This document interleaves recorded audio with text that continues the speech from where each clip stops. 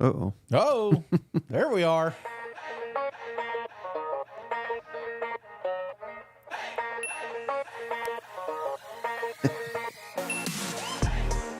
Welcome in the latest episode of that SEC podcast. I'm your host, Michael Bratton. I go by SEC Mike on Twitter, and that is of course,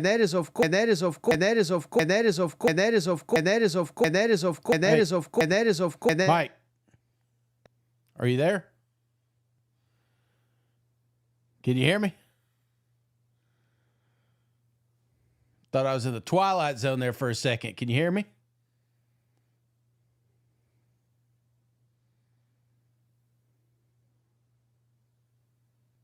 All right. Can't hear you. Cannot hear you, sir. Can't wait any longer, though. Cold beer's got to happen. It's going to be one of those shows. I can already feel it. Man, I was on a roll. I ain't doing that again. No, it repeated like, I don't know if everybody else heard it, but it was like 50 times in a row. And I was like, what is going on? Is this my computer? So, hey, we're here, buddy. We're here. Cold beer. Got some college football right around the corner. Looking forward to Columbia, South Carolina, Mike. I've been mapping it. I've been trying to figure out how many steps this actually is because starting to feel like a little bit of a half marathon. Well, hey, before you get to that, Shane, I just want to say it was not my fault. I'm just like Hugh Freeze. I'm going to blame everybody else and their mother. But, hey, we're presented by MyBookie. Don't forget, head on over to MyBookie, online sports book. Put in that promo code, that SEC. If enough of y'all do it, we can hire a producer so that you can actually hear us when we launch a podcast. So, again, head on over to MyBookie. It's the number one way to help the show grow. Put in that promo code, that SEC, and they're willing to match your initial deposit all the way up to $1,000 with a minimum of 50. And then we can get us some new mics and everything. How about it, Shane? It sounds like a winner, man. Help me, help you. You know, that's kind of where we're at. But, hey, brother, we got some good stuff today. So letting the cousins kind of filter back in here. But brother, I tell you what, every time I listen to a new coach talking, I was like, that's it. That's the one. That's the clip. Shane's even doing a little research here. So a lot of stuff to look forward to this coming week. That's one of the things that I'm hearing from people, Mike, is like, man, I'm looking at this breakdown of the football games. You know, a lot of people are pissed that South Carolina and LSU got game day and so. But I don't know, man. It feels like weeks like this, weekends like this, Mike, when shit hits the fan. You know what I'm saying? Maybe there's a potential upset you weren't thinking about. Maybe there's a breakdown that you weren't expecting. So I don't know, man. There's no such thing as an off weekend, in my opinion. There's not, but and not even for you, brother. So I wanted to throw this up for the folks here. For the cousin Shane's cock walk coming to Columbia, South Carolina. Can you give us insight? Because I see the 1, 2, 3, 4. Yes. I realize the times and everything. You're starting 9. I don't know if you've seen it, Shane, but Coach Beamer said, "Hey, you better get there early. It's going to be wild." So you 9 o'clock may be not even early enough. But right. Where are these locations that you're planning to be? Yes. So it looks like, because I've been on Google Maps. I've been taking cousin requests. I've got family members reaching out. There was a lot that kind of went in this and what I took from it. I felt like the fairgrounds was a big deal, but I'm hearing about these quads you got to get to. You got to get to the caboose thing. You've got to get down here where game day's at. So I'm going to start, I guess, to the north there of William Bryce Stadium. That's where I'm going to be first dropped off, if you will. You can't miss me. My fat ass will be walking with a big sign begging for Shane Beamer's forgiveness because, remember, I put him on the hot seat, so I'm getting out there to ask for that forgiveness. But I'm going to then go down to where they're having game day. I'll be in the quads. Then I'm going to go to the caboose at 10:45. So, and then trickle my way down to 11:30. Got a good dear friend down there. Has got a tailgate. So, I'm not looking to make a show of this. I promised I'd go down there and beg for my forgiveness, but I've heard a lot of the tailgate experience in Columbia, but I've never experienced it. So I kind of just want to take it in. And that's the best part for me is just going from tent to tent from one beer to another. Who knows? By 12 o'clock, I may not be seeing straight, but I'm looking forward to the experience there in Columbia. Right. I just had to say I had to update your name there for you. But shout out to Cousin JR. Shade every show he gifts somebody a membership thanks, to the chat. What a Cousin JR is. He gifted big money. You can't be giving money to someone named Big Money. They're supposed to give you the money, but nonetheless, Big Buddy, you are a cousin now, thanks to Cousin JR. But yeah, I mean that's gonna be great, Shade. I'm wondering, you really gotta plan this out well so that, like your first stop, you don't have too many beers. Then you get to the second one. I mean, Mike, I know you. I mean, I don't even know if the third is going to happen if you get out of hand. Like I'm not saying you guaranteeing it, but I'm saying I've seen it. Well, I won't be driving, so that's numero uno. So, but also, I mean, you would know we did Epcot together, and we did Drink Around the World, and I by the time I got to Canada, man, I don't remember anything past Canada, just all of a sudden we're at our room again. So yeah, it was, sometimes I do get a little carried away, and I'm not going to, it's going to be a little bit earlier. So hopefully that will dial it back, but you know how it is. You get that cold one opened up. It don't matter if it's 7 a.m. It's like, if everybody else is having fun, why can't we have fun? So that's what I'm looking forward to, is just get down there and have some fun with some South Carolina and LSU fans. There's going to be plenty of LSU fans running around as well. Cousin Danny says, we've all seen what Shane looks like after a 6-pack of Coronas. And then Big Money says, unlike Notre Dame, Cousin Shane can handle his cupcake. So, yeah, that's going to be a great time. That's my, you were talking about the beer. My only concern is I find a tent that's got like a killer spread, and then next thing you know, I'm looking up, I'm like, shit, it's about kickoff. I haven't made it past the caboose yet. Well, speaking of trolling, Shane, we love to start with a troll. Shout out Cousin Shane for finding this one. Lane Kiffin, he's at it again. Yeah. I think his number one target these days is our good buddy Paul Finebaum. How about this one, Shane? Anybody that missed it? Finebaum, I guess, on SEC Nation on Saturday. There's no chance Auburn loses to Cal. None. Bucket. And Kiffin says, what are you good at again? And I wanted to lead with that, Shade, because, man, I put it even in the description of the show, Shane. Hugh Freeze ready to blame anybody, except himself. I want to do these in order. A little screwy. The bigger comment's the second one, but let's go with the first thing. It's a little bit of a long one here. I may cut it off if he rambles a little bit here. But will he consider a quarterback change after losing to Cal? Here's old Hugh. Yeah, Hugh, will you seriously consider making a change at quarterback coming into this New Mexico game? Yeah, that's a I've always believed that, first of all, we aren't talented enough yet to play bad and win.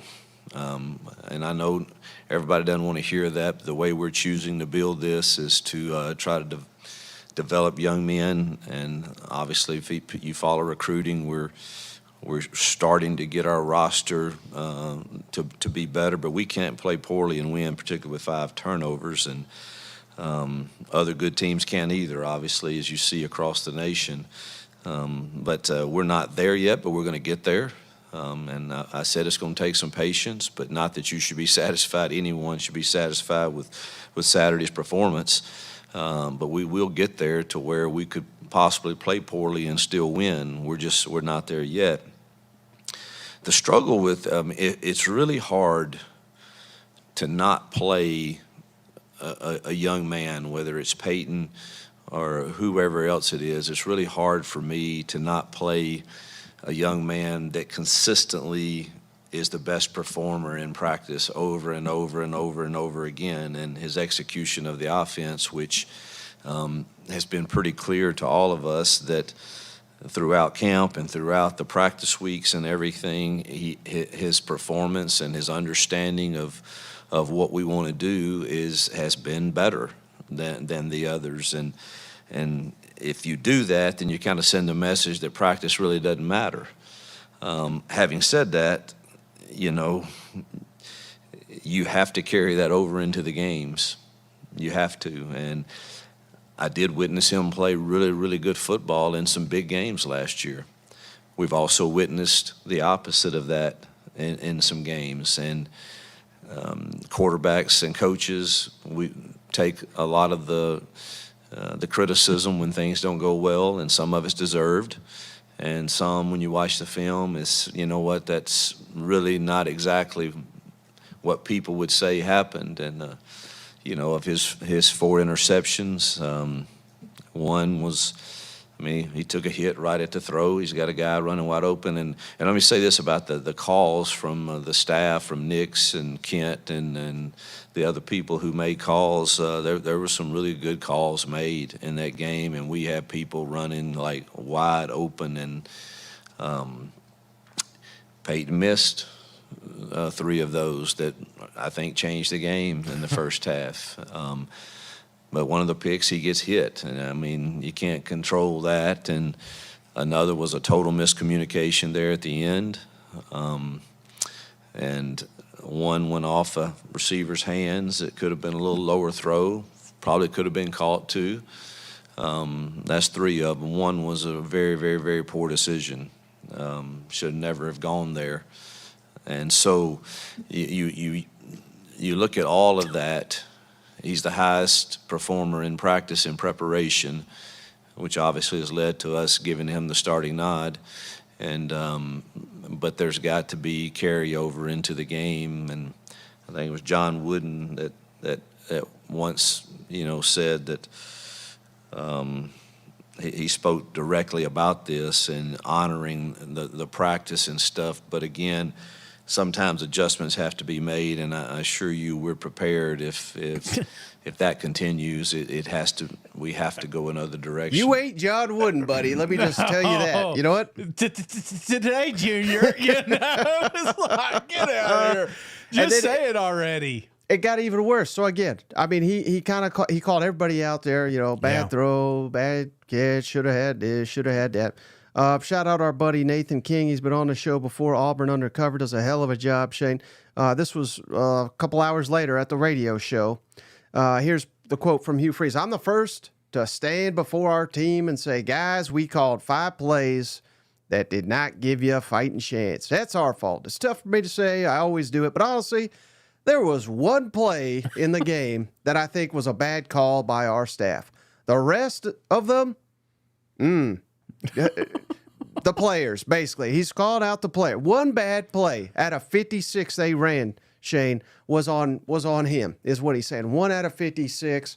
This guy's a damn clown. I don't understand why anybody thought differently.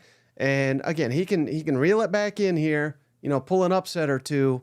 But how confident can you be in this man that he can't? And remember last year, it was, you know, he literally said, Shane, on after a good Georgia game, he's like, I was calling the plays. Yeah. What about when you got your ass whooped by New Mexico? I didn't call the plays then. How about Maryland? You getting your ass kicked by Maryland? Well, I was worried about recruiting. You know, there's never any accountability. No. It's always somebody else. There's always an excuse, and you were the one that stuck with Peyton Thorne. And I just don't know, Shane, with this schedule. I mean, New Mexico, you should beat the hell out of them. You should beat ULM, but the rest of them are all up for grabs based on what we've seen and a coach that is not accountable. I just keep thinking of Allen Iverson. Practice? We're going to talk about practice? You know, it's like, were you not watching the football game? Are you not the head coach for this football team? And see, clearly this isn't working. I don't care how well you practice. If it's not gonna come into fruition during a football game, well, then we need to look elsewhere. So, yeah, I you know, if you're gonna blame Peyton, then blame Peyton and put another quarterback in there. If you're not gonna blame him, then blame yourself. And since clearly Hugh Freeze does not have the capability of doing that, maybe we need a quarterback change, Mike. I don't know if you saw this, Shane, but Peyton Thorne did an interview today. Yeah. He said people are like sending him Venmo requests and saying they're asking for their money back for the bets they lost. Not that he's responsible for giving them money, but how hilarious is that? That's funny. That's funny. The trolling will always be there, Mike. They've been doing it for years. They used to put for sale signs in the coach's, front yard, but this is what you signed up. When you start getting paid like the big boys, you get treated like the big boys. And I don't feel bad for a quarterback in the SEC. I don't. They make more than we'll ever make, Mike, right now. So but what I am saying is when your head football coach, that's the story, Mike, is when your head football coach comes out here and starts pointing fingers at staff members and players on the football team, that is freaking cancer, man, because who's watching this? The same people that are getting those Venmo requests right now. They're watching it and say, my coach is blaming me? One bad play? No, there were several bad plays in that football game. And it's not quite rock bottom, but it feels like it, Shane. Yeah. When we get Coach Brian Harsin. Nothing beats winning a tough battle. Cheers to all the way. Oh, my. Get this damn clad out of here. Get him out of here. Enjoying his money, wherever that is. Look like a nice place to be sitting there, firing off tweets to Auburn. He fired a tweet off you not too long ago. Remember he got mad at that? Oh, yeah. I pissed off a many. And the only other thing, Shane, looking ahead, Cam Coleman doubtful to play this week. Their star freshman. Yeah. Who I think he's caught. I could have the numbers wrong, but I think he's caught like 5 passes, Shane, and I think 2 touch. I mean, he's averaging like 30 yards a carry. He's amazing. So again, you shouldn't need him against New Mexico, but that's not helping the cause either. You know what? No, it's not. But if you pull that schedule up again, Mike. My concern is that this should have been the test for Peyton right here. This should have been like, hey, a game you should have won. Everybody thought they were going to beat Cal. Then you go Lobos, Arkansas. Then that schedule ramps up real quick because if for those listeners, it's home to Oklahoma, then away to Georgia, away to Mizzou, and away to Kentucky. Right. It's like we shouldn't have quarterback competition, coming up to this point. But clearly, I think we may need to open it up. If my head football coach is not sold that this guy can propel us to victories this season, then we need to explore option B. I mean, we do this, Shane, every day. We must have, we do these schedules. We must have done it 100 times during the off season. I don't think literally once we said, "Man, they're going to have a loss before Arkansas." No. Never, not a one time did we suspect in any world. I mean, it was more like, man, how big is this Oklahoma game going to be when they're 4-0 going into it? You know what? And now they're sitting here. Man, I wouldn't even give them the Arkansas game right now. I'm not saying they can't win it, but I'm saying that's not a gimme. If I were Vegas, I would give. You'd have to give me points, man. That's where I'm at right now because I think Arkansas could beat you because I don't think Auburn can keep up. You're looking at a team right now that's put up 100 points in 2 football games. They keep that track average up 50 points a game. Do you see Auburn do it? I mean, they did it against Alabama A&M, but that I don't know, man. I worry about the direction, but I don't want to overreact because I feel like that's what I'm doing. I feel like that's what I always do, Mike. First week, I'm like, Auburn's the greatest. Second week, I'm like, they suck again. But that's kind of the Hugh Freeze way. It's a roller coaster of ups and downs. So, let me ask you, if I was just giving you true serum right now, do you think Auburn will be an improvement from last year by the end of this season? An improvement from last season? Yeah. Will you get to the tail end of this season and say, you know what? They're moving in the right direction. Let me look at that schedule one more time, Shane. I mean, I don't think so because I'm just taking it from the Georgia game, right? Yeah. At Georgia, at Mizzou, at Kentucky, Vanderbilt at home, ULM at home, A&M at home, and then at Alabama. I mean, I think absolute best case, they're 3-4 to end the year. Best case. And they could be 2-5. With like wins over Vanderbilt and ULM. Yeah. I mean, that's not out of the realm of possibility. So, and that's before Oklahoma, Arkansas. No. I think we're going in the wrong direction, and this is Hugh Freeze's fault. No matter who the hell he wants to blame it on, he could have brought in half the damn quarterbacks in this conference or transfers. He probably could have added, but they didn't. So, no, but they can point to recruiting, but this is why I said this. Every time I said this, Shane, people are like, "What in the hell are you talking about? Recruiting is crucial to college football." Yeah, I get it. But what if they go 6-6 again?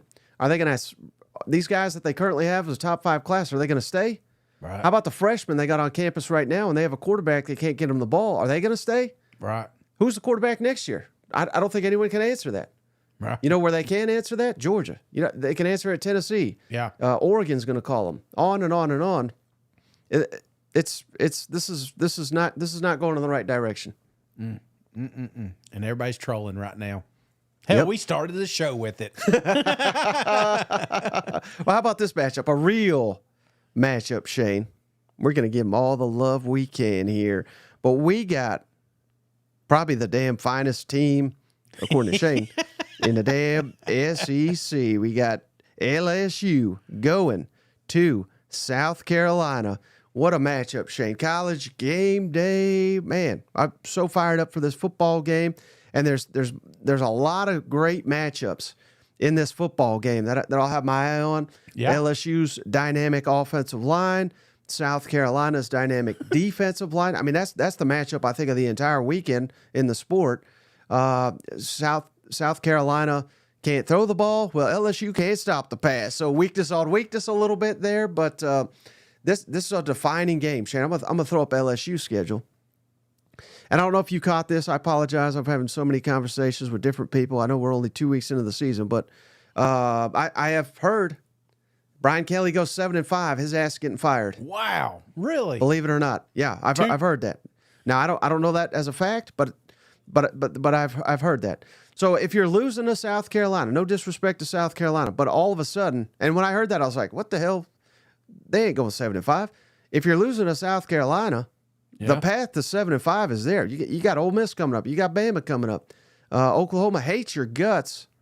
There is many losable games here. Yeah. So there's the case to be made. This is huge for LSU. It's huge for South Carolina because you win this, you're going 4-0. Yeah. Going into this epic showdown against Ole Miss, Juice Wells coming back to town. I mean, this for momentum's sake, Shane. This game is monumental for both programs. And we didn't think it was. I think in the offseason you considered this like a trap game, LSU may fall into, but they may not fall. I mean, hell, game day's there. They're ringing the bell. They're telling you this is going to be a good football game. And I think the thing you hit on, it was like strength on strength, weakness on weakness. Right. For everything that LSU's good at, South Carolina's good at stopping. And for everything that South Carolina's bad at, LSU sucks at stopping. So it's like, I really don't know how this game's going to play out. I don't know if it's going to come down to quarterback play. I don't know if it's going to come down to running game. But I can tell you this right here, Mike. If it comes down to defense, South Carolina they are going to live in that backfield. That defense may be the best unit right now. And if you're talking about just strength on strength, that's the only thing that is very glaring to me is how good South Carolina's defense has been. Mm-hmm. Now, maybe this is not a fair comparison because I think the talent at Missouri, Shane, last year on the defensive side of the football was better than LSU has today. Mm-hmm. I think any unbiased person would admit that.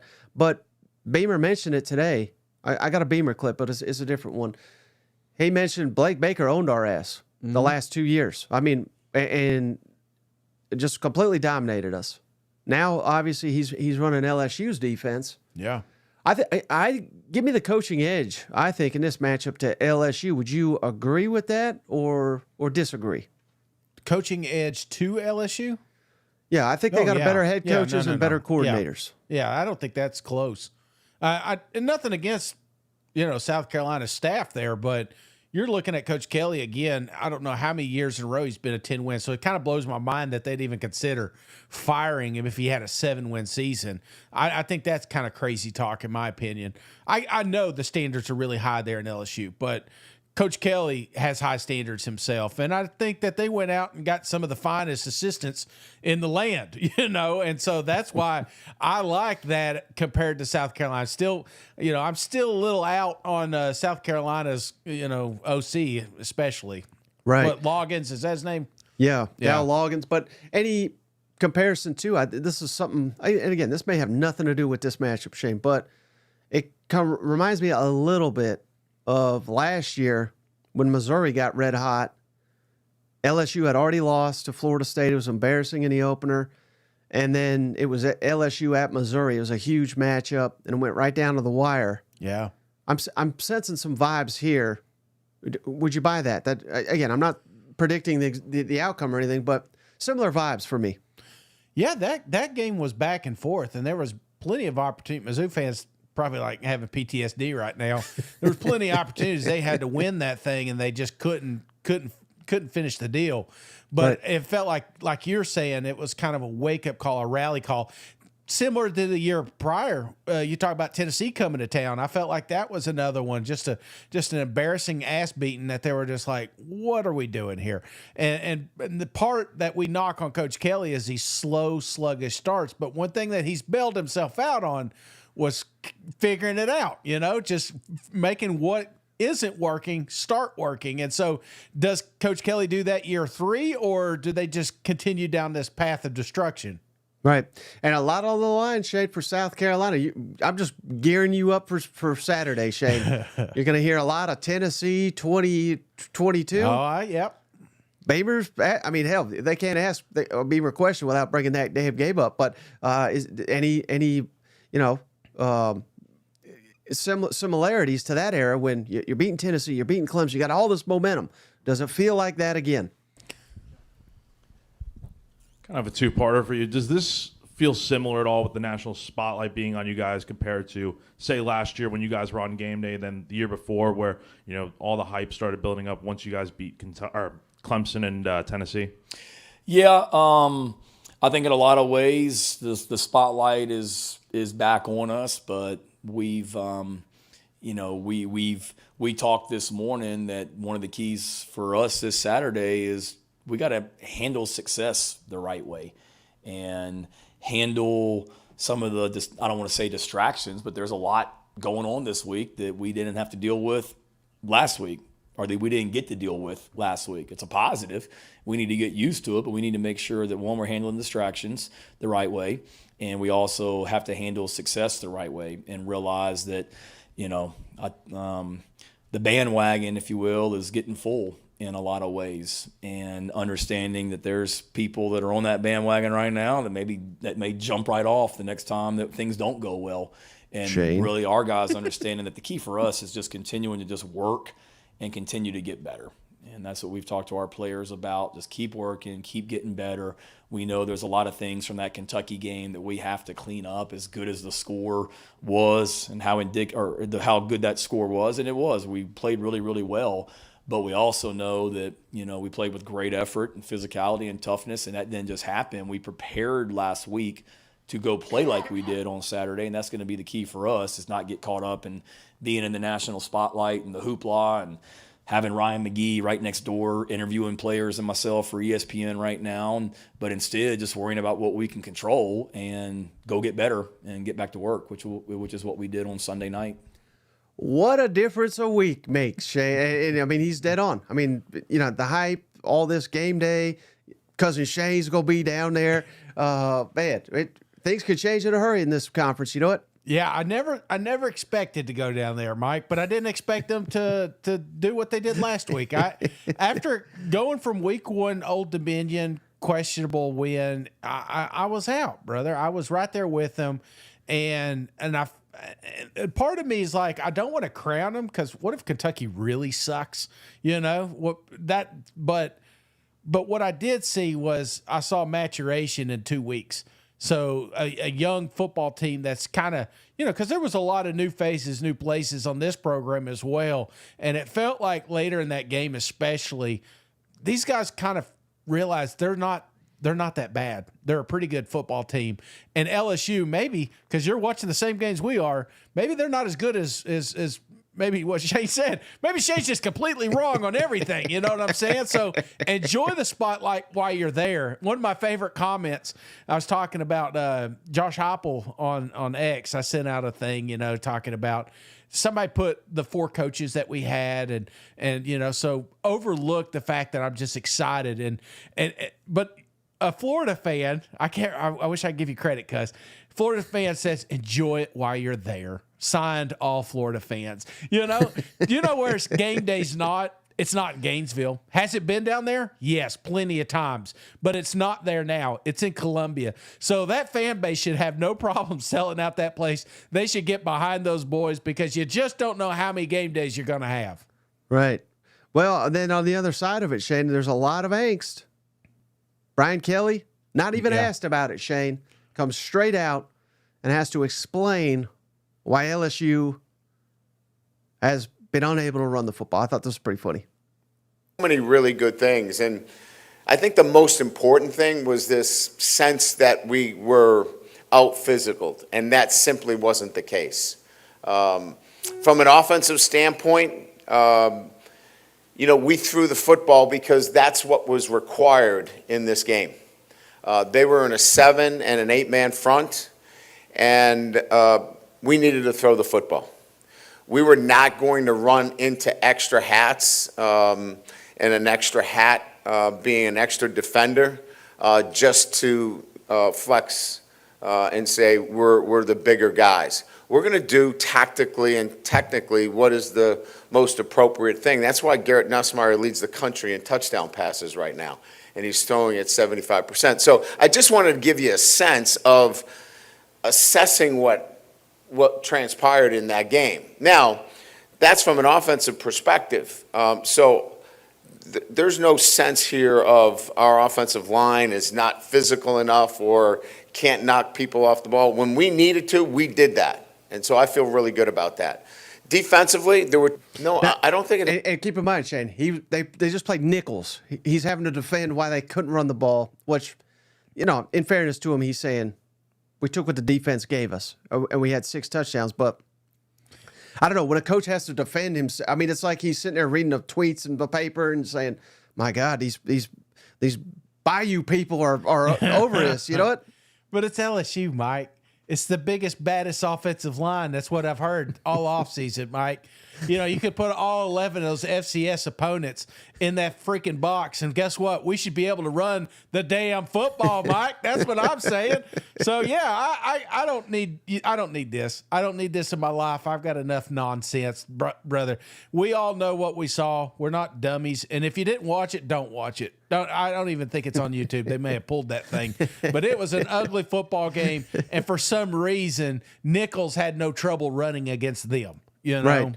But at least, this is, I'll give him credit, this is a way better strategy than saying those idiots in their basement don't know why we're running. You know what I mean? Like, at least he's taking a different approach there, which I can appreciate. And there. too, critiquing the film, if you've got 8 or 9, I joke about FCS, but if you got 8 or 9 in the box, Mike, it's a no-brainer we're throwing the football. But if you watch the football game, there was times there was not 8 or 9. Maybe it looked like there was 8, but it just felt like there was no threat to run the football. So that's what I'm having. You got an injury in that room. We thought this would be an opportunity for maybe some new dudes to show up to maybe be the face of LSU's rushing attack, and I didn't get it. I have no warm, fuzzy feelings about LSU's running game right now. Right. Well, good news for them. Chris Hilton, the receiver, projected starter. He's listed as day-to-day, so it looks like he'll give it a go this weekend. That'll be a nice boost to the passing game. But last thing on LSU, Shane, how big of an issue is it that their best interior defensive lineman, the only quality interior lineman they have now, Guillory, he's out for the season for this matchup, which, that's South Carolina's going to run on you. That's a huge loss, I think. Huge loss, man. That's.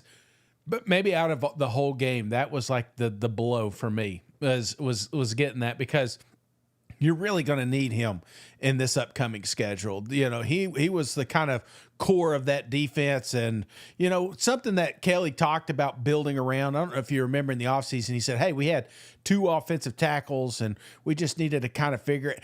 I felt like he was the core of that defense, and they were just trying to figure out around him, and you lost him. So that was a big loss for sure. Yeah, and they're already down their best running back too, John Emery. So the injuries are really racking up on them LSU Tigers, unfortunately. How long has Emery been down there? I feel like he gets some sort of banged up. Has he been there a while? He's been there 4 years, right? Yeah, I think 5 years. 5? Okay. Yeah, I thought he's been there. How many coaches has he seen? You know? I think he was recruited by Les Miles. Yeah, probably right. How about this matchup though, Shay? This will be a huge one here. A&M going to Florida. What a showdown, Shane. Loser, leave town type matchup here. And it sounds like our good friend there, Mr. Billy Napier, sticking to his guns, Shane. What kind of chart was that before you go to Billy? That looked like a... Let me see that. That looked like a math test there for a second. What was that? So I'm trying to get a little bit more analytical here. I get it. I'm just trying to suck it up. This is pretty neat. It just shows offense on one side, defense on the other, and green is good. The purple is bad. Okay. So you kind of see strengths and weaknesses and all that. So I see a lot more green on A&M side than I do Florida. Okay, got it. Florida's defense awful. A&M good, Florida bad. But here's old Billy. What you go do? What's the plan at the quarterback? Guess what every Florida fan's asking. Here's your answer. Well, I think our intention the entire time has been to play DJ in every game, right? And I think obviously he gets a little bit more experienced each week, and certainly for him to have the opportunity to be the starter, prepare with the ones, and then go play. And the way he did that, the poise, the composure, I just think it shows that he's ready to do what we intend to do with him going forward. So, it's a blessing to have 2 really good quarterbacks, and certainly one with a ton of experience and one without. But there's no doubt both these guys will make us harder to defend. We intend to use both of them. A fan looks at how DJ played the other night in the 5-star recruiting and stuff and all that. It says, why is Graham still going to be the starter? Help us understand, what's the thought process there?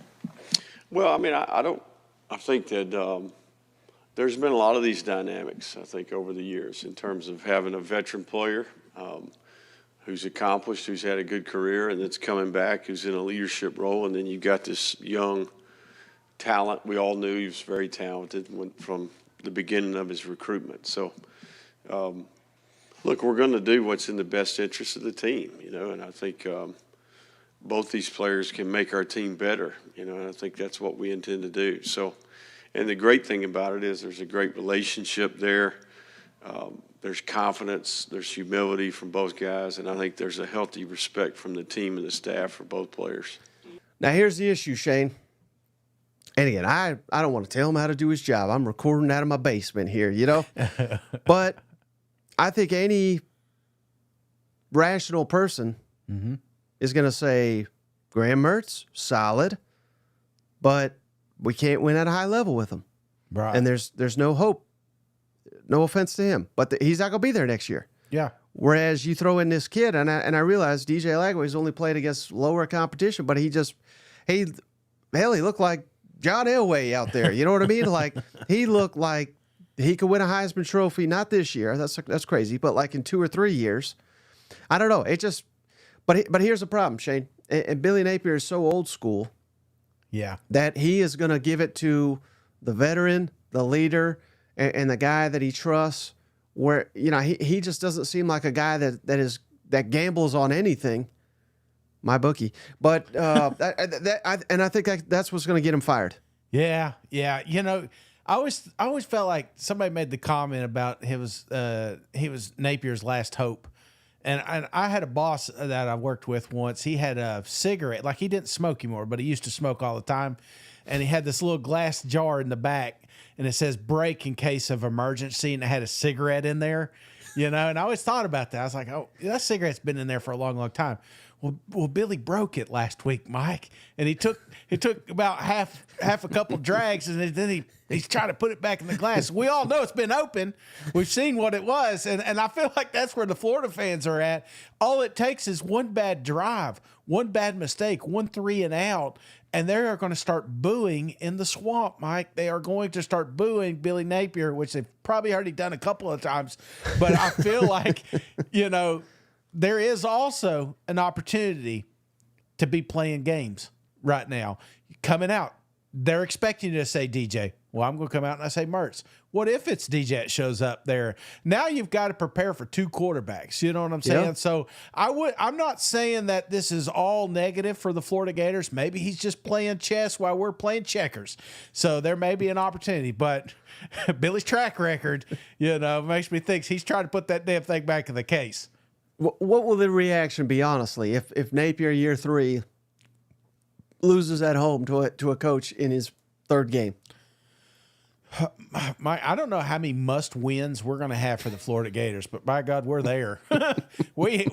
Your comfort area is nil. There is no wiggle room here. There's no other excuses we want to hear. And unfortunately, Texas A&M is not an easy team. This is a very, very good football squad that kind of found themselves last week as well. And I don't know, brother. We may have us a hell of a matchup here. Game day may be in South Carolina, but the best football game may be down there in Gainesville. I just can't wait, Shane, for anybody just listening, not looking at the screen. Next week, Shane's going to be like, Mississippi State, they look rough. This is a must. I don't care. It's on the road. It's must win. Yeah. The following week, Central Florida, you just simply cannot lose at home KJ to them. was... That's a must win. We always beat Tennessee. We don't give a damn where it's at. That's a must win. Kentucky, they beat us 3 in a row. That's a must. I mean, literally, I'm kind of kidding here, but not really. He's got 5 must win games in a row. And I don't have confidence in him to win a damn one of them. No, because again, we've kind of, if you pull up that schedule one more time, Mike, we've all kind of, we thought about Florida as you got to get it early. So when you get to Georgia, Texas, Ole Miss, LSU, Florida State, those were supposed to be the forgive me games because of your tough schedule.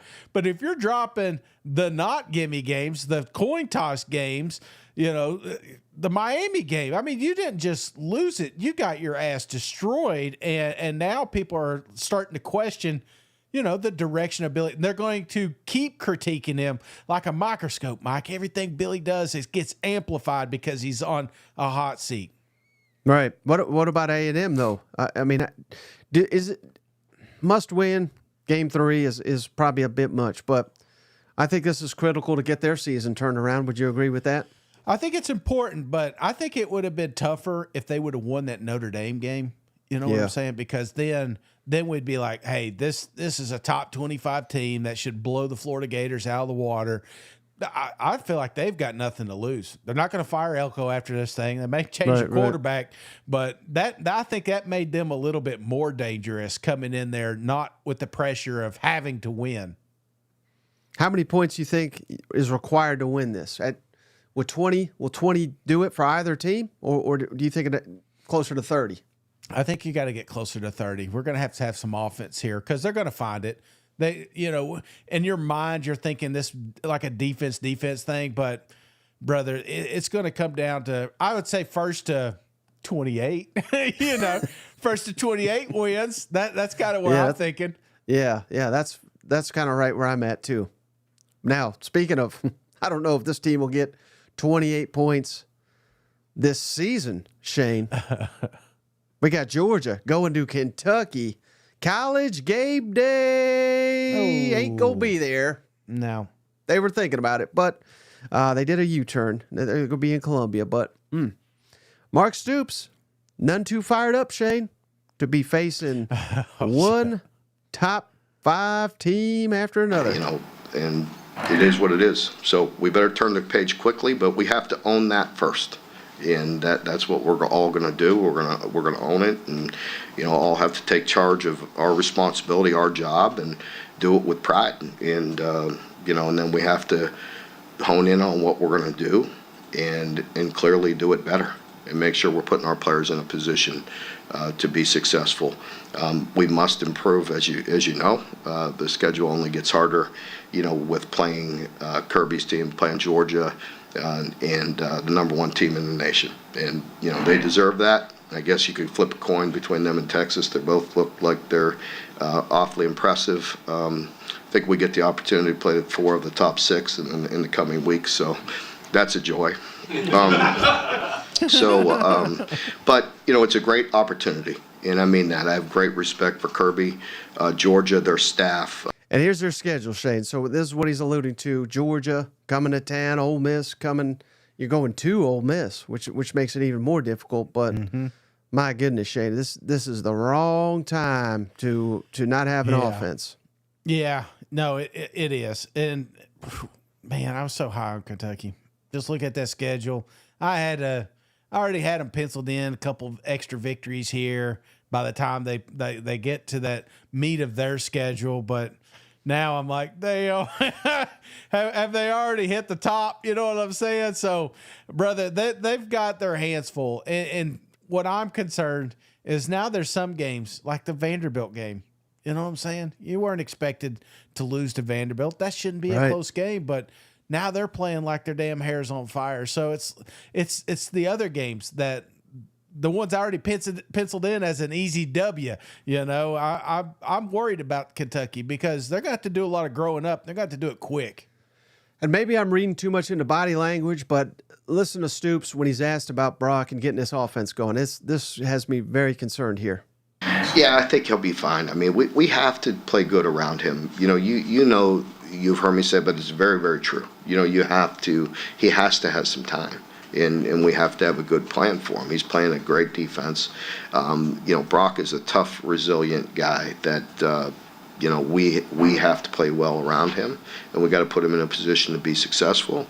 And, he'll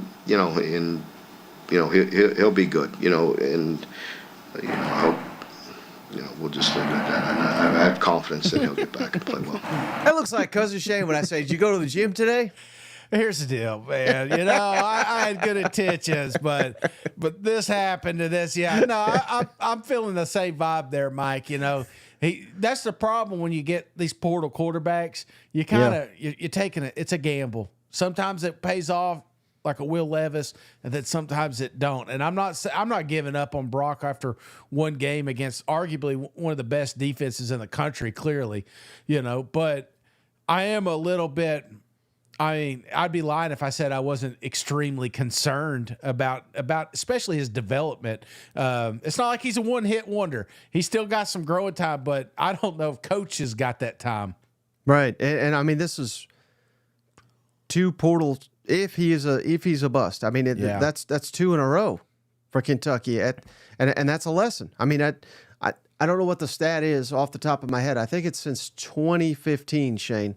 Yeah. Kentucky has not had a starting quarterback that they recruited out of high school. It's been a transfer every year since 2015, I believe. So, I don't know. At some point, you got to develop these guys. Yeah, and that's the problem. It kind of worked the first time. It did work the first time. It kind of did the second time, and now it's just like, Brock's going to have to develop, clearly. He was running scared. He wasn't going through progressions toward the end of that football game. I mean, he was running for his life, but it just felt like but his coaches weren't putting him in a good spot either, And I feel like, unlike, Hugh Freeze here, there's got to be a little responsibility on the coaches too, because you don't want to put a young quarterback like that in a hostile environment, which I know it was at home, but it kind of turned out to be. Right, and again, I got this graph here. Oh, God. Green is good. Purple's bad. I'm seeing a lot of green on Georgia. Seeing a lot of purple for Kentucky. So we'll just narrow it down to that, Shane. But I think maybe that's part of why Mark Stoops is so deflated. Yeah. Because maybe if you're playing Vanderbilt, you'd have some confidence. You're playing Ohio this week, who they play in 2 weeks. We can get the thing going. We can get it rolling by then. But I guess the Georgia Bulldogs. I mean, if you scored 6 points, I don't know. You can get to 3 this week. You know what? But I mean, it's almost like what's going to happen. Does that? I'm not saying there's not Like pressure. nothing to lose. Yeah, I mean, obviously, if they lose by 30 or 40 points, we're going to be like, well, we kind of saw that one coming. But if they do like Kentucky does, Kentucky likes to play these games close. They've been notorious of chewing the clock and keeping the ball, play a little keep away, lose by 14, 17 points, and then all of a sudden we're questioning how good Georgia is. Yeah. I'm not saying that happens here, but I feel like that's going to be part of the scripting this week, Mike, is just, hey, let's try to keep it away from their offense. Good luck, but that sounds good. But I don't know if there's enough Baileys in that Starbucks of his, And, do you buy into it at all, though, that, I know last year was a blowout too, but Kentucky, the last 5 years, let's say, they have played Georgia as tight as anybody out of the East anyway. And any, that there's familiarity there, and any confidence comes from that for you? A little bit. And I feel like there's a little gamemanship too. I think there's been opportunities that Kirby really could have leaned it in there, and made a show of this thing and didn't. So I feel like there's a little respect given as well, but nobody in the entire country thinks that this is going to be a football game. It's just a matter of how many points Georgia's going to win by. Mm-hmm. Now, how about the only ranked matchup in the country, Shane? Boston College. Can't believe they're ranked. At Mizzou, number, I think, 6. Mizzou. Here's how far Missouri's come, Shane. This is the only ranked matchup. They're favored by 16.5 points. I mean, the Tigers can't be scored on. No. So if they get a field goal, they're winning this damn game. But, man, what a difference a couple years makes when Mizzou went up there and lost in a heartbreaker. And it was a heartbreaker. Yeah, that was a tough game. I think I had money. I think that was my lock of the week, if I'm not mistaken, Mike. I think I lost a hundo that one. So that was a tough one, and it's a pivotal matchup, but it's also a test, brother. Mizzou needs to be tested, and I feel like this is a good one. Kind of figure out how far along we're coming. So I'm not saying that it should be a ball game, but I do feel like this is one that those little stupid mistakes that you've made these first couple of weeks may become big mistakes during this game. Right, and this used to be the game, Shane, like you said, that they drop. Yeah. That they did a couple years ago. That we were locking it down. They're losing the damn game, but all of a sudden, BC, Vanderbilt, if they win against Georgia State, they're going to come into this thing undefeated. Yeah. Does Mizzou have the toughest schedule in the SEC? Let's not get too carried away there, Mike. but it is a top 25 win. And right. that could pay off at the end, especially if you have a 2-loss situation. You say, well, we beat Boston College. And I think you could certainly make the case, Shane, that there's more motivation on Boston College side, wouldn't you say? Well, yeah, Bill O'Brien. I mean, he was embarrassed. I mean, everybody's made fun of him. Hell, he helped. I would say he's part of the reason Nick Saban retired. Just the hell with this thing. I can't hire a coordinator. I'm out. So I think it's more personal for Bill, because that's where he'd like to be. He'd like to be down here coaching. But this is a big game for them because, again, they're probably seeing some of the mistakes that Mizzou's made and feeling like, hey, this is an opportunity to beat a top 6 team in the country. So yeah, right. the bullseye is on Mizzou. Now I could swing it back the other way though, Shane, and say, Missouri ain't played nobody, shutting out all these teams. This is gonna be their first true test of this defense. We got to get the offense going a little bit faster here. So I don't know. And I, if I'm Missouri, I'm probably looking at LSU, South Carolina, and say, what the hell? Why is game day not here? Yeah, we need to bring them here. Yeah, let's whoop the hell out of Boston College, and maybe we get it up here for the Oklahoma game. You know what? Yeah, I think that's ultimately why they didn't come to this one, because they're looking at the Oklahoma. They're looking at possibly Alabama game. There's going to be opportunities now obviously that won't be at Mizzou, but there's going to be a couple here that they have an opportunity to showcase, and we're going to be looking at some top 10 teams going at potentially top 10 going after each other. But yeah, I think that's the only reason that Boston College didn't get the nod. I don't know. Flutie ain't there anymore. You know what? Yeah, it made sense in my head, you know. So Now, how about this one? How concerning is this one, Shane? After the last couple weeks, Tulane coming to Oklahoma, damn near beat Kansas State last week. Tulane did, but the Sooners still favored by 2 touchdowns. Offense struggling mightily, and our buddy, the Wizard. yeah, buddy, he came off the top rope, didn't he? He did. Shay said, "Well, we got to play this one." He really goes after Brent here a little bit. Yeah, apart from injuries, Brent, how did the offense become so alarming so fast? Or maybe it didn't come fast. Maybe you saw potential problems, but I don't think anybody saw an offense that could score 1 touchdown on Houston on a drive longer than 10 yards. Aside from the injuries? Yes. I mean, so you're saying your best players aren't available, and so, now what? Maybe if it is injuries, that's fine too. Yeah. I don't really know how to answer the question. I mean, other than the obvious. I mean, there's the reason the 1s are a 1 and the 2s are 2s and the 3s are a 3. And then again, there's a thing called chemistry and cohesion and timing and working together. And when you don't have, your best ability is your availability when you don't have guys available. So you got to get the next guys ready. Well, again, if as you know, when you've had several guys, maybe it's a Jaden Gibson who's taken the majority of the snaps all the way through summer and fall camp, and then all of a sudden he's out. Well, then the next guy didn't take as many reps, so he doesn't have that, the experience or the reps. So you got to expeditiously, without wearing guys out, get them, the development, the repetitions that they need for the development piece. So, there's, a thing called experience. There's a thing, called, again, injuries. Those are real things. And then when you have it all happen at once, it just is what it is. So they'll get better the more we play and keep the same lineup. This is a group of guys that are committed to the work, the things that it takes. May not happen as. Are you buying it, Shane? Are they going to get better on the offensive side of the football?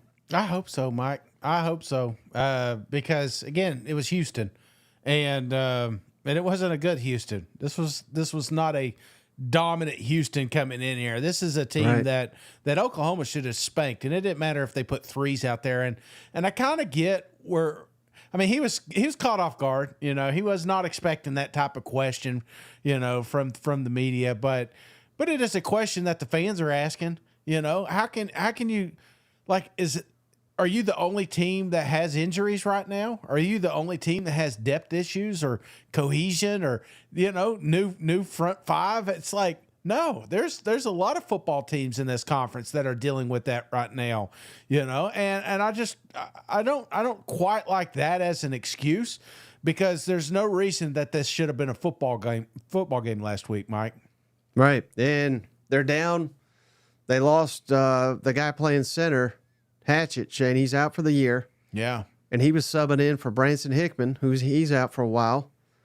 Now, the good news is they're supposed to get Nick Anderson, great receiver. They're saying he's close this week or next. They'll probably need him this week, though. You know what? But, man, again, it's just 2 weeks, but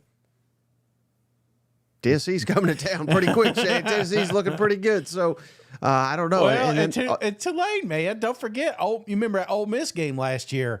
Right. I mean, we looked up and we were like, is Ole Miss going to lose this thing? Tulane is, they're a feisty little bunch. They may not be as good as they were last year, but they're not going to let you slide either. You play like you did against Houston, you'll lose to Tulane. So you think? that can't happen. Yeah, absolutely. There's got to cohesion. I don't care who's out there, the front 5, man.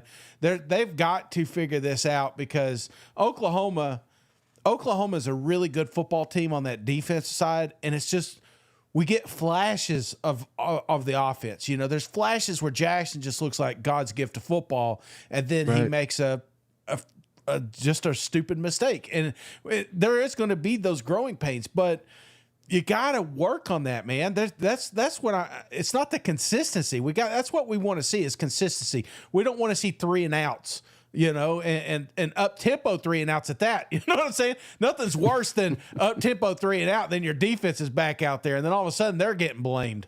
Right. Well, I'll tell you this, Shane. I don't think there's a team in the SEC I'll be rooting harder for than Oklahoma this weekend, because I want to see that Oklahoma-Tennessee be an undefeated matchup next week in person. You know what? Absolutely, man. Ain't that gonna be an awesome matchup? That's gonna be a night game, so it's gonna be freaking awesome. But again, like coach speak, that's we do 1 week at a time. We can't be looking at Tennessee looking ahead, then it's not gonna be as fun.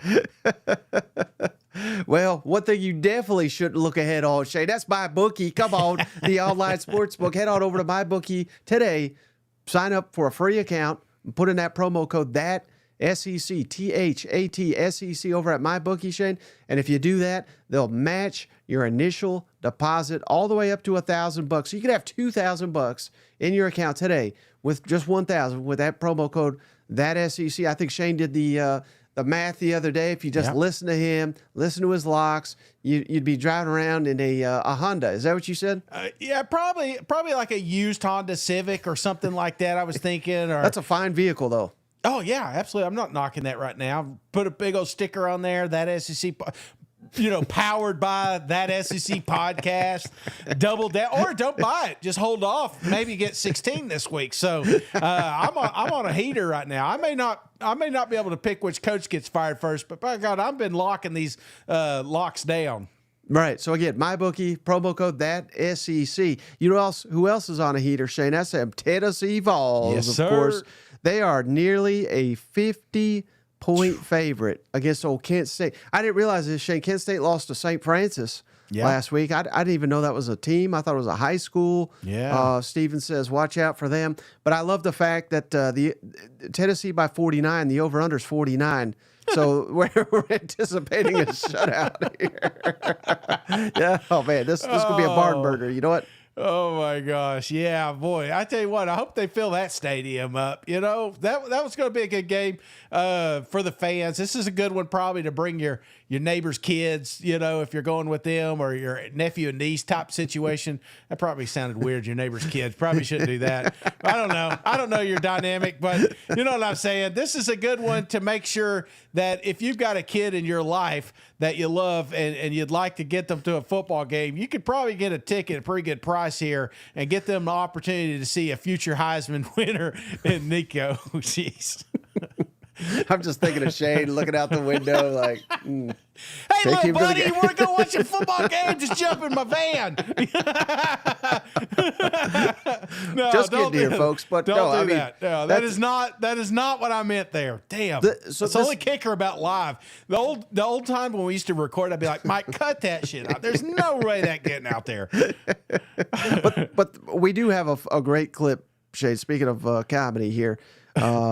From the kicker, Max Gilbert. He's been nailing it.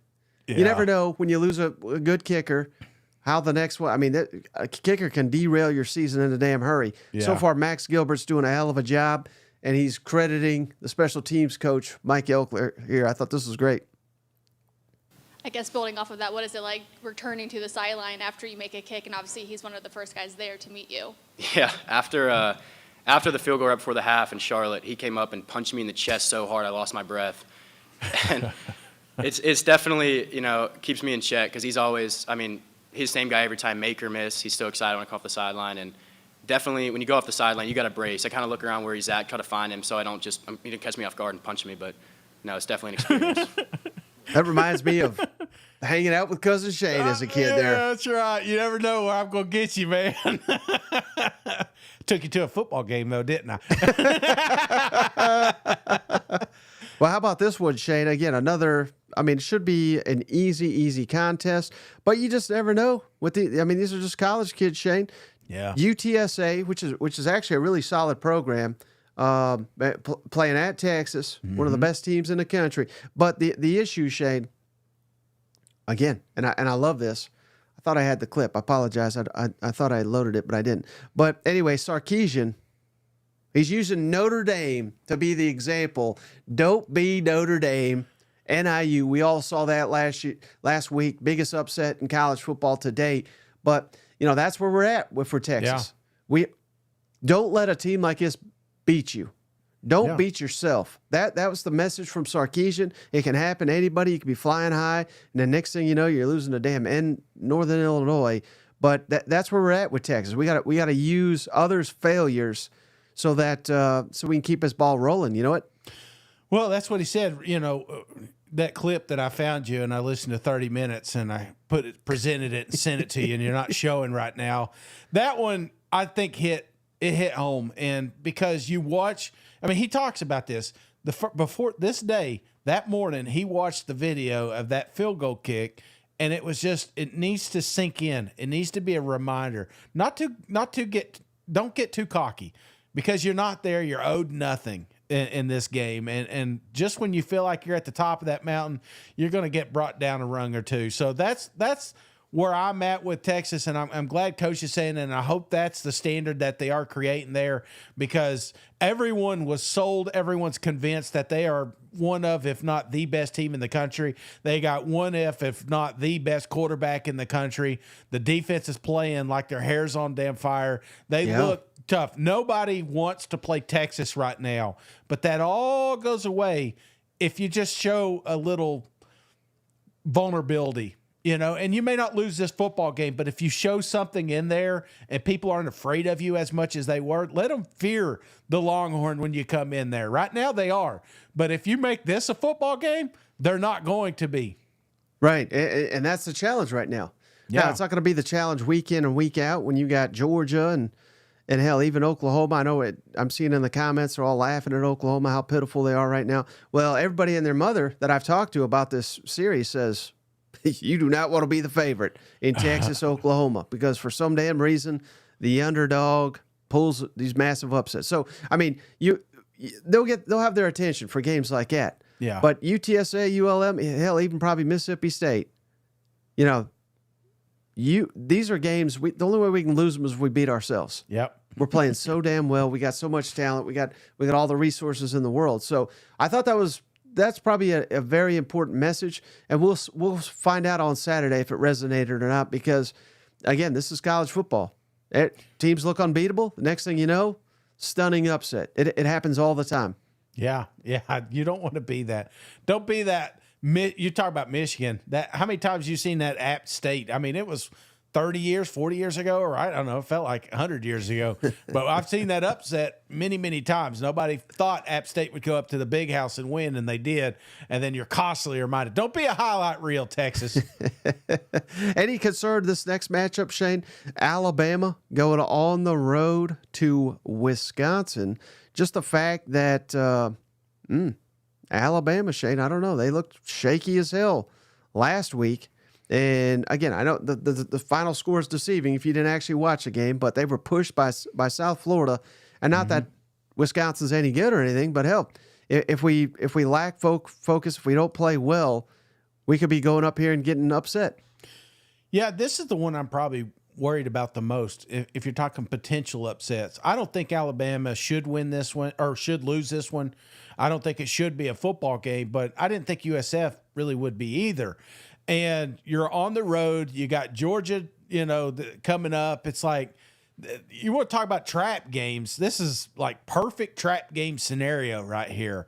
So, but also it's on the road. And I've listened to coaches, I've listened to players, and some of them say, like, these new teams, these young teams like Alabama, a road trip's a good thing because you remove kind of that outside noise. You're there as a group. You're there to do one thing, and maybe that's what they need. They need to kind of get out of Tuscaloosa, where they've been patted on their back and telling them they're going to a college football playoff. Go to Wisconsin, where it's cold as hell, and just play football with your boys, and then kind of remove that narrative that Saban-esque shadow that just kind of hangs out over you, that this is a new football program that still can win championships without Coach Saban. How important will it be for Alabama to jump on them, Shane? Because I think if you do what you did last week, and it's a ball game at halftime, I think that the crowd will be insane just because it is Alabama.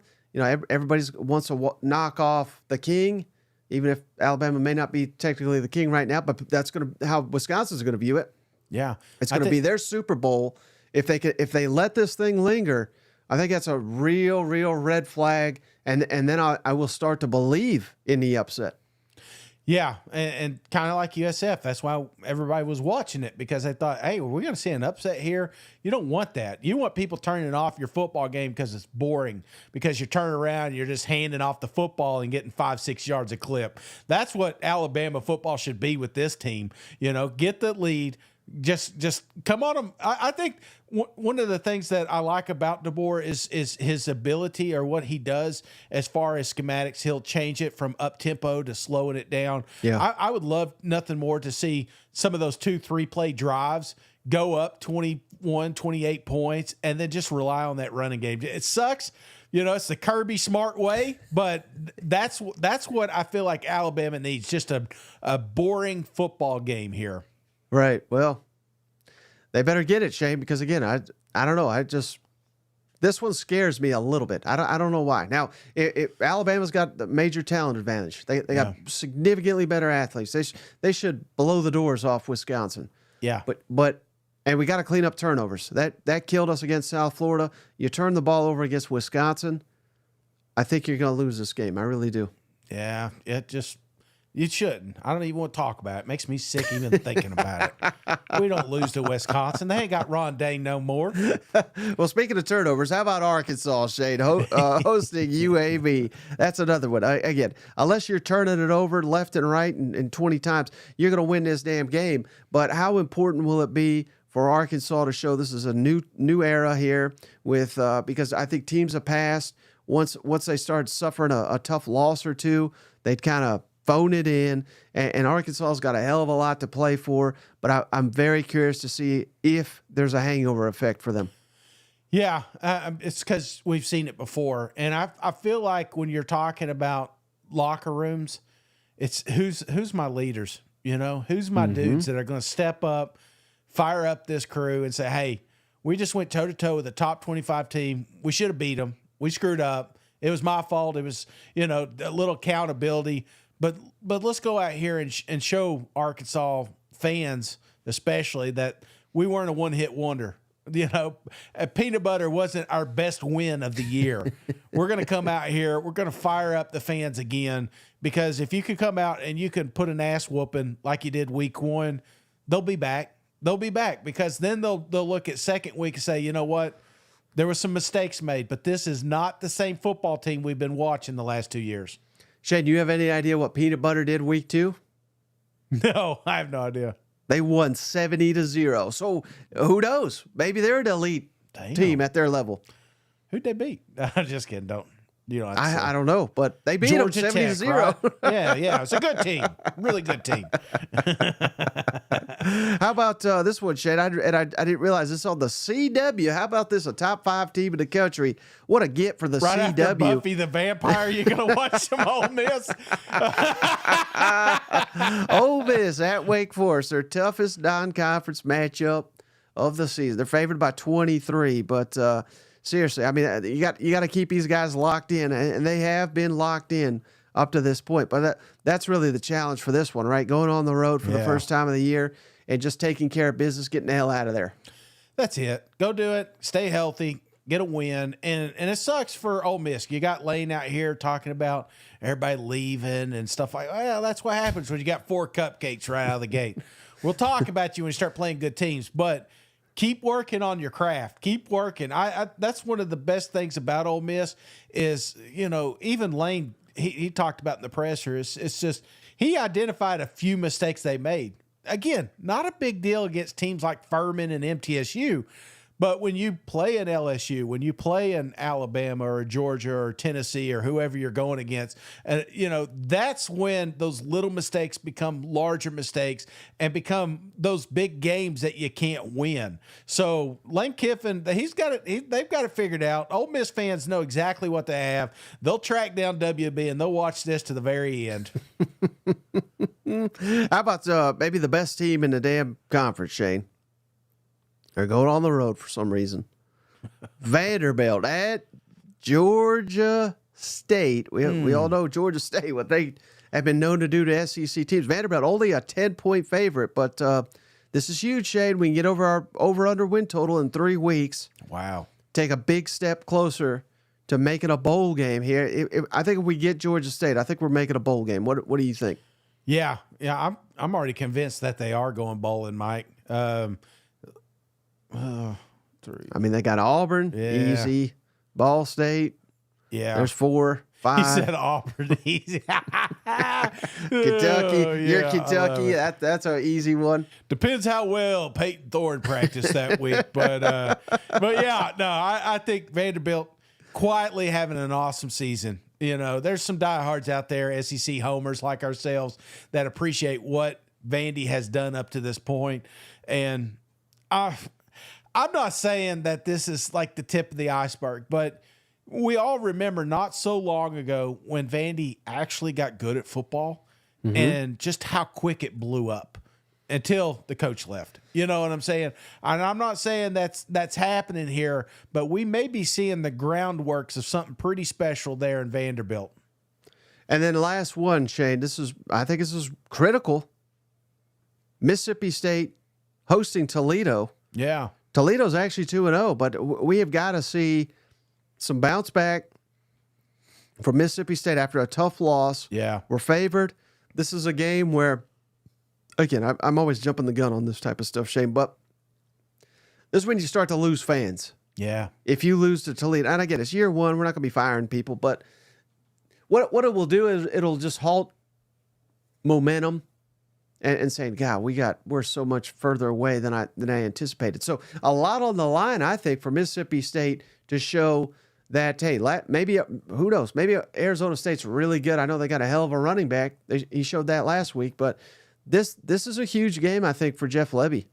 Yeah, it really is. And again, you want things to go well for State. And Levy talked about it. They weren't far off. We're not going to play his clips, but you know, one of the things that stood out to me is like we were in the right spot, especially on defense. We were in the right spot, but we didn't get the tackle. And I feel like, you know, if you clean up some of the dumb mistakes, the things that you can fix, the tackles, the penalties, things like that, as long as you're doing that, Mississippi State's going to be in a lot of football games and potentially win. But this one right here is one I'm with you. I don't feel like they can lose, or people are going to reel a little bit and realize that this is a bigger rebuild than we expected. And a real opportunity, though, to keep the momentum going on the offensive side of the football. You know, like you said, defense will be paramount. Let's stop with the turnovers, because sadly, I mean, if we lose the turnover battle, this is a game we could lose. Yeah. So we just got to play clean football, and we should beat the hell out of this team. Oh, yeah, for sure. All right, buddy. So, hey, that's all I got lined up on this episode of the show. You got anything before we hop off the line? Oh, Mike, if we do any more expansions, we may have to do a 2-part series here. You know? Yeah, I always thought we were done, and then you're like, oh, and Mississippi State. I'm like, oh, yeah, we haven't talked about State yet. So, no, I every game, I'm not complaining, brother. I'm not complaining. If I go watch this on WD, Jefferson Pilot Sports, I don't care. I'm going to be watching some football. I'll be down there in Columbia. Again, I've got my little map floating around there. Those times are very loose. I may start a little earlier. People are talking about I need to get there a little bit earlier. I may do that, but that you can at least see the path. I'm going to be starting up top there, going down to game day, going over to Caboose Place, and then got an invite down to a chicken spot down there. So I may swing in there and check some chicken out. So there's also a Waffle House. So a lot of distractions along my way. So I'm pumped up, ready to get out there and beg for forgiveness for Shane Beamer, but more importantly, watch some college football action.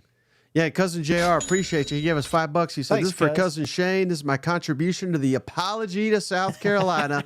I was blinded by the Kentucky hype and had no faith in the real USC. And then also, Cousin Joe, appreciate you. He gave us $10, Shane. Is it wrong to think our season is over already? I believe he's an Auburn fan.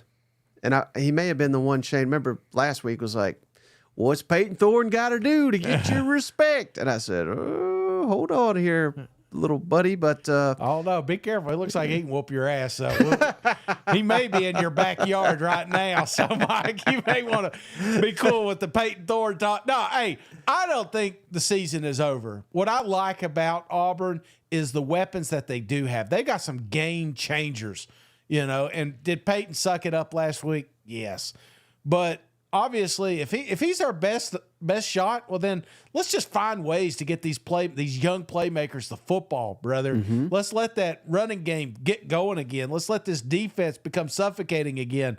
You know, Auburn's not far off. It's just they got to clean up some mistakes.